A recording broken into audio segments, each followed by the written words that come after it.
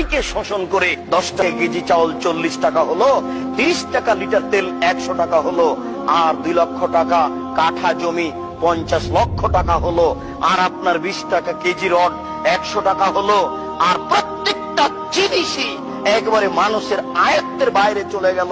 দুঃখিত, আপনাকে কি দিয়ে বুঝায়? আল্লাহ রাসূল বলছেন যে নারী নেতৃত্ব হারাম।